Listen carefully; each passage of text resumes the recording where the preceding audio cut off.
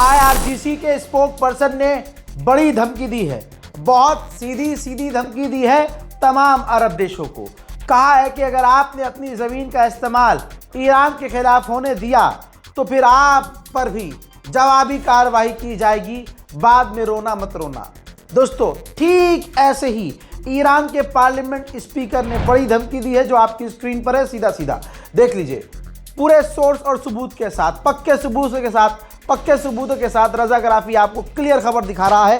Channel को subscribe कीजिएगा। दोस्तों, ईरान के पार्लियामेंट स्पीकर ने कहा कि अगर हमारे पावर प्लांट को निशाना बनाया अमेरिका ने, और निशाना बनाने के लिए अरब देशों की सरजमीन और उनके एयर स्पेस का इस्तेमाल किया अमेरिका ने, तो पूरे इलाके में, मोहतरम हज़रात, पूरे इलाके का मतलब पूरा मिडिल ईस्ट, पूरा अरब, तो इन्होंने कहा कि पूरे अरब में जितने भी क्रिटिकल फैसिलिटीज़ हैं, चाहे वो ऑयल फैसिलिटी हो, चाहे वो गैस फैसिलिटी हो, इलेक्ट्रिसिटी फैसिलिटी हो, हम सबको उड़ा देंगे। जी हाँ, ईरान के पार्लियामेंट स्पीकर ने बहुत क्लियर कह दिया है कि सबको निशाना बनाएंगे, जिसके बाद अरब देशों का गला सूख चुका है। कहने वाला कह रहा था हम जीत गए, ईरान मिसाइल लॉन्च नहीं कर पा रहा है, लेकिन अब रिपोर्ट यह है कि ईरान के मिसाइल हमलों की वजह से 2700 इजरायलियों को उनके घरों से निकालकर कहीं और शिफ्ट करना पड़ा है नेतन्याहू की सरकार को, क्योंकि ईरान की मिसाइलों ने कोहराम इजराइल में मचाया है। अगर इजराइल की ही बात माने तो इजराइल ने कहा है कि 400 से ज़्यादा ईरान बैलिस्टिक मिसाइल लॉन्च कर चुका है हम पर, और इजराइल ही कह रहा है कि 92% हमने इनकी मिसाइलों को रोक दिया है ईरान की। हम कह रहे हैं ठीक है, 92% तुमने रोक दी, 8% मिसाइलें गिरी हैं। जनाबे हजरत मोहतरम मोमिनीन हजरात, दुनिया इस पर ध्यान दे कि सिर्फ 8% मिसाइलें ईरान की जो इजराइल में गिरी हैं, उनकी तस्वीरें, वो भी कुछ लिमिटेड तस्वीरें सामने आ रही हैं, और उसमें जो तबाही नज़र आ रही है उसमें आपको साफ नज़र आ रहा है कि भैया सुपर पावर है कौन। अगर तुम उनकी 92% मिसाइलें रोक पा रहे हो और 8% से जो तुम्हारी तबाही नज़र आ रही है, नज़र आ रहा है कि शक्तिशाली कौन है।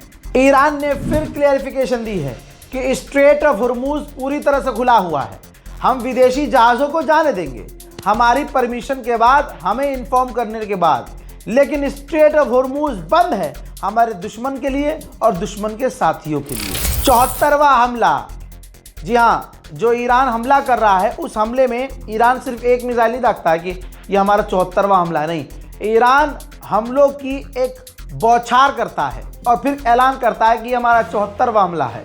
74वें हमले की वीडियो ईरान ने जारी किया है, जिसमें ईरान मल्टीपल मिसाइल और मल्टीपल ड्रोन लॉन्च करता हुआ नज़र आ रहा है, जहां दुनिया को ऐलान कर चुका है इजराइल कि हम जीत गए हैं, हमने ईरान की मिसाइल कैपेबिलिटी को ख़त्म कर दिया है, हमने मिसाइल लॉन्चर तबाह कर दिए हैं। दुनिया अपनी आंखों से देख रही है, दुनिया अपनी आंखों से देख रही है कि ईरान पूरी दुनिया पर भारी पड़ रहा है।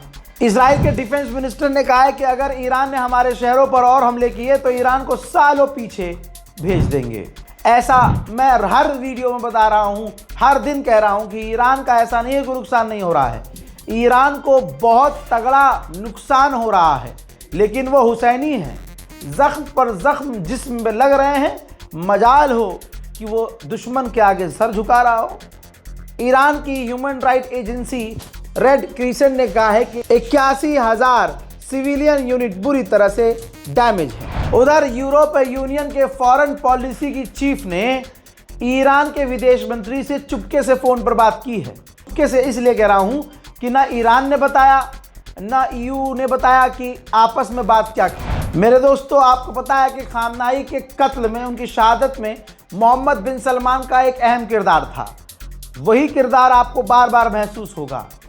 कतर बेचारा कोशिश कर रहा है कि ईरान से बातचीत की जाए और बातचीत के ज़रिए जंग ख़त्म की जाए, लेकिन यूएई और सऊदी अरब अमेरिका पर प्रेशर डाल रहे हैं कि जंग मत ख़त्म करो, बल्कि ईरान को और पीटो, ईरान पर और हमले करो, ईरान की सरकार गिरा दो। यानी जो मानसिकता, जो सोच इजराइल की है, वही इजराइल की दो नाजायज यहूदियों की औलाद मोहम्मद बिन सलमान और यूएई के किंग की है। हजरात, WHO के चीफ ने खुद कहा है कि मामला इतना ख़राब हो चुका है, ये जंग इतनी ज़्यादा बढ़ चुकी है कि दोनों ही देश इजराइल और ईरान एक दूसरे के परमाणु ठिकानों पर हमला कर रहे हैं। पत्रकार ने नेतन्याहू से पूछा, जब पब्लिक में नेतन्याहू आया, पत्रकार ने पूछा क्या अमेरिका ईरान के पावर ग्रिड पर हमला करेगा स्ट्रेट ऑफ हॉर्मुज़ खुलवाने के लिए? तो नेतन्याहू ने कहा कि डोनाल्ड ट्रंप जो करेंगे अच्छा करेंगे और उनके साथ हमारा पूरा साथ होगा। आपने महसूस किया होगा शुरू से, इस जंग की शुरुआत से ही अमेरिका इजराइल की कोशिश है कि दुनिया इस जंग में कूद जाए। अब ब्रिटेन के साथ इजराइल क्या कर रहा है आपकी स्क्रीन पर है। हजरात, ब्रिटेन को डरा रहा है इजराइल और अखबारों में छपवा रहा है और स्टेटमेंट दे रहा है कि ईरान की मिसाइल ब्रिटेन तक पहुंच सकती है, लिहाजा ब्रिटेन को कुछ ना कुछ करना होगा, इस जंग में उतरना होगा। मेरे दोस्तों, युद्ध एक्सपर्ट, वॉर एक्सपर्ट ने कहा है कि अगर पावर ग्रिड पर हमले इन दोनों ने शुरू कर दिए, लड़ाई लड़ते लड़ते दोनों ही नहीं, तो मिडिल ईस्ट का इतना बुरा हाल होगा कि इतना किसी ने सोचा नहीं होगा, क्योंकि मिडिल ईस्ट में नदियाँ, झील, पानी ये सब कम हैं, लोग बिजली पर निर्भर हैं और बिजली से ही सारी ज़िंदगी चल रही है, बिजली पे ही सब कुछ है।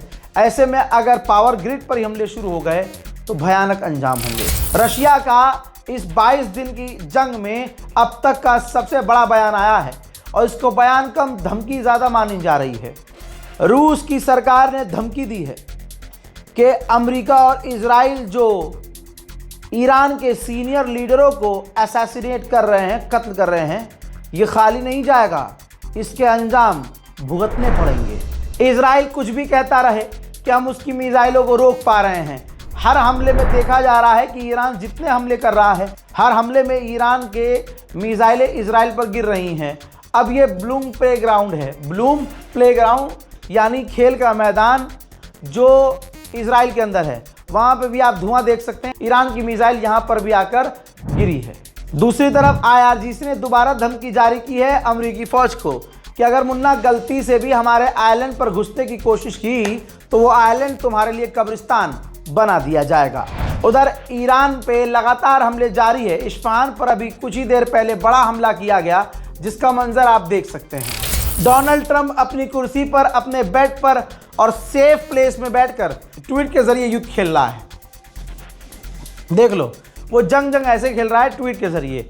अब उसने ट्वीट किया है कि ईरान मर चुका है और हमारा सबसे बड़ा दुश्मन अब रेडिकल हैं, कट्टरवादी, और हम उन्हें बहुत जल्द ख़त्म कर देंगे। अब आप समझ सकते हैं डोनाल्ड ट्रंप के पास अब बोलने के लिए भी कुछ नहीं रहा।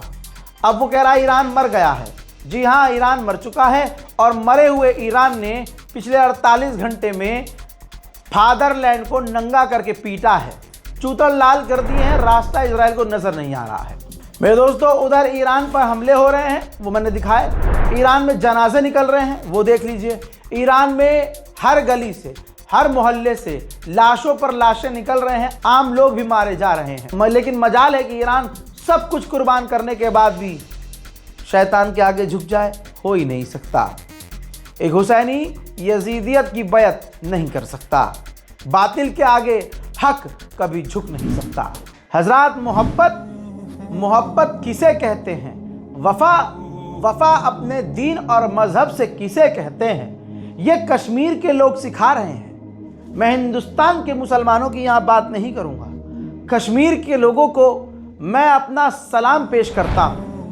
भाई, कश्मीर के बच्चों को देखो भाई साहब, जज्बा सीखना है। ये देखो, छोटा सा बच्चा जिसने महीनों और सालों से अपनी गुल्लक में पैसा इकट्ठा किया था। हजरात, ईरान ने जब कहा कि हाँ, जिसको हमारी मदद करनी है करे, ईरान ने मदद नहीं मांगी, बस इतना कह दिया कि जिसको मदद करनी है मदद करे। इस बच्चे ने, जो कश्मीर का वीडियो है, ये कश्मीर का बच्चा है भाई, जिसको आप नासमझ कह रहे हो, ये इतना समझदार है कि इसके पास जो जमा पैसा था ना, वो ले जाकर इसने गुल्लक तोड़ दिया और जहाँ मस्जिद में, इमामबाड़े में चंदा इकट्ठा हो रहा था, भाई इसने अपना सब कुछ वहाँ रख दिया। ये सारा जितना पैसा है मेरा, सब ईरान भेज दीजिए। ये तो कश्मीर का एक बच्चा देखा, कश्मीर का जवान भी देख लो भाई, जहाँ ईद पर लोग नई नई गाड़ियां निकाल के लाते हैं, कश्मीर के इस नौजवान ने अपनी कार ले जाकर डोनेट कर दी। गया गाड़ी लेकर, अपनी कार लेकर गया और कहा कि मेरे पास जो सबसे मेरी पसंदीदा चीज़ है वो मेरी कार है, इसको बेच दिया जाए, नीलाम कर दिया जाए, जितना पैसा आए उतना ईरान की मदद के लिए भेज दिया जाए। खुदा की कसम, जब जब मैं इन वीडियोस को देख रहा हूं और कश्मीर से ये जो मोहब्बत ईरान को दी जा रही है ना भाई, ये आंखों को नम कर रही है भाई। क्या वफा है भाई कश्मीरियों में, क्या वफा है खुदा की कसम अपने रहबर के लिए। कश्मीर का बच्चा और जवान देख लिया, कश्मीर के बुजुर्ग देखोगे, इस माँ को देखिए, इस माँ को देखिए, इस बूढ़ी औरत को देखिए, कुछ है नहीं इनके पास, हालात ही ऐसे हैं।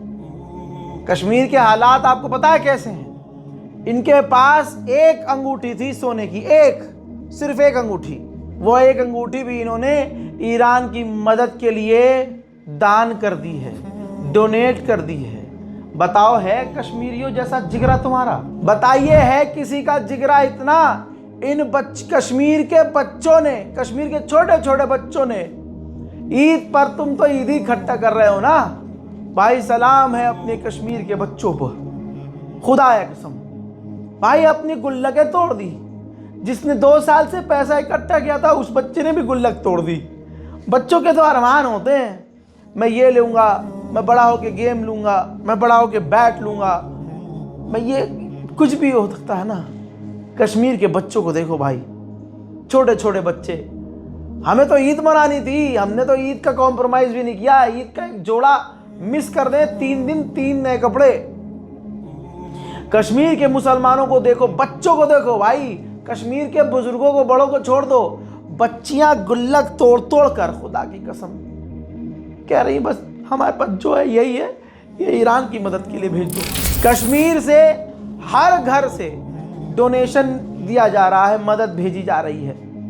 छोटे छोटे बच्चे, घर की औरतें, पढ़े लिखे और जो बेचारे पढ़े नहीं, सब ईरान की मदद के लिए, जिनके पास कुछ नहीं है, तांबे के बर्तन है, वो तांबे का बर्तन डोनेट कर रहे हैं, पीतल डोनेट कर रहे हैं, जो है उनके पास। लोगों ने अपने घरों के दरवाजे खोल दिए, अपने बर्तन तक डोनेट कर रहे हैं कि जो भी पैसा इसे बेच किया ईरान को भेज दीजिए। कश्मीर का जवान जितना आगे है, कश्मीर के बच्चे, कश्मीर की बेटियां उनसे भी आगे हैं। एक बच्ची जहरा जिसका नाम है, वो अपने छोटे छोटे हाथों से अपना गुल्लक लेके पहुंची, जो कमेटी चंदा इकट्ठा कर रही थी। कहा कि ईरान की सलामती के लिए, ईरान की मदद के लिए जो है मेरे पास वो ये है, मैं सब कुर्बान करती हूँ। ईरान की सेहत सलामती सलामती को सलावत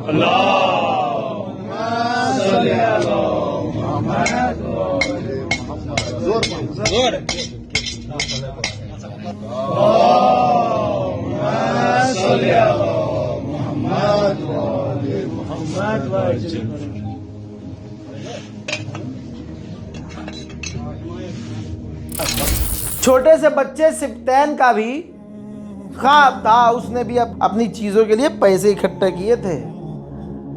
उसको जब पता चला कि हाँ सबके पास जो जो है वो ईरान के लिए दे रहे हैं, तो मैं अपने पास क्या करूँगा ये रख के भाई, मेरा रहबर मारा गया। वो अपनी गुल्लक लेके पहुंचा कि मेरे पास इसमें है रकम जो मैंने इकट्ठा की है। उसने सब पलट दी, कहा ये सब कुछ मेरा जो है ये ईरान की मदद के लिए भेज दिया जाए। एक औरत रोते हुए, अपने आंसुओं को पोंछते हुए, अपने घर का सबसे कीमती जो उसका बर्तन था वो ला कर रखती है और कहती है कि अगर मेरे पास ये सोने का भी होता ना, तो ये भी मैं ईरान के लिए दे देती, ये भी मैं अपने रहबर के लिए दे देती।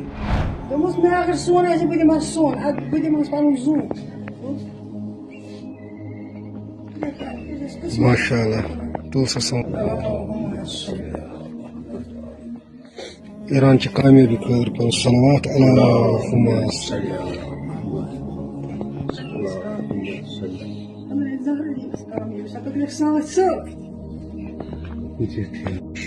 هذا من يحكي بالكون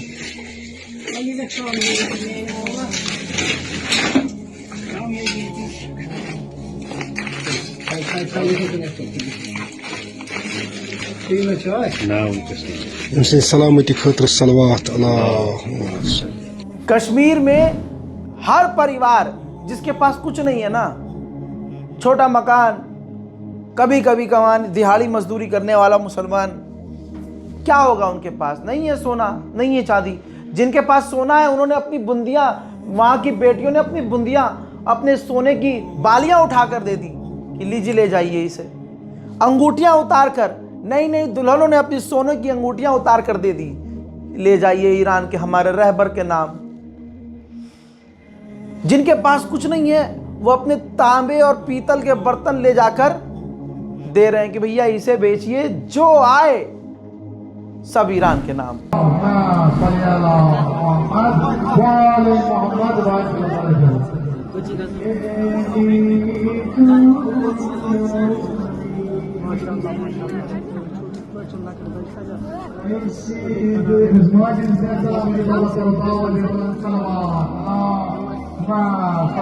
हजरत मोहतरम, बस मैं अपने टूटे हुए जिगर से, लरसती हुई ज़बान से, नम आँखों से कश्मीर के मुसलमानों का शुक्रिया अदा करूँगा। शुक्रिया कि ऐसी मोहब्बत आप दिखा रहे हैं जैसी शायद हम दिखा नहीं पा रहे।